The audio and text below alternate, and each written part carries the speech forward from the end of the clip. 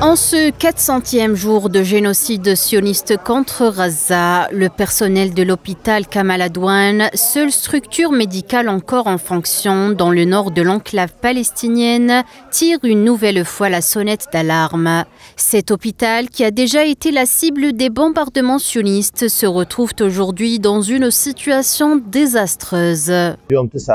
Aujourd'hui, nous parlons d'une situation catastrophique à l'hôpital Kamal Adwan. Nous parlons de circonstances très difficiles. Nos réserves de médicaments sont à zéro. Nous parlons de l'absence des équipes médicales spécialisées pour prendre en charge les cas présents ici à l'hôpital. Malheureusement, nous n'avons aucune spécialité de chirurgie, ni en chirurgie générale, ni en chirurgie des brûlures, ou en chirurgie esthétique ou autres spécialités, ce qui conduit malheureusement chaque jour au décès de nombreux blessés. Nous avons seulement un nombre réduit de médecins spécialisés en médecine interne et pédiatrie.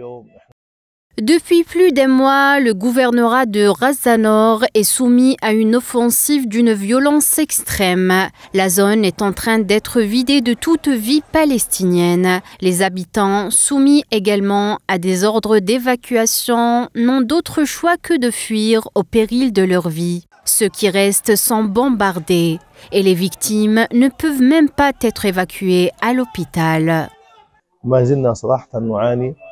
Nous souffrons toujours et les victimes affluent toujours à l'hôpital Kamal Adwan. Les bombardements n'ont toujours pas cessé jusqu'à cet instant. Aucune ambulance ni voiture n'est disponible. Au nord de Gaza, nous parlons d'un nord déserté de véhicules. Celui qui ne pourra pas venir à l'hôpital à pied mourra malheureusement dans la rue. Nous appelons encore une fois la communauté internationale et les institutions internationales et mondiales à intervenir en urgence. La situation est catastrophique qui nécessite une pression internationale pour stopper l'occupant. C'est une vraie guerre, un vrai génocide contre le peuple. Il faut installer un couloir humanitaire en urgence et faire entrer les médecins spécialisés en chirurgie. Il faut faire entrer les fournitures médicales et les ambulances pour qu'on puisse fournir ou continuer de fournir des services pour ces blessés. Notre structure est sinistrée au sens propre du terme.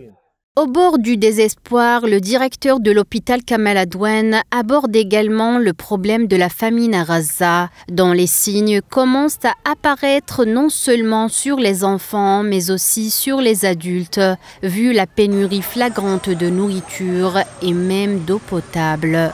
Le personnel médical de l'hôpital sera confronté à des situations difficiles face aux maladies liées à la malnutrition qui nécessitent des médicaments qu'il ne peut pas fournir. Une situation plus que catastrophique.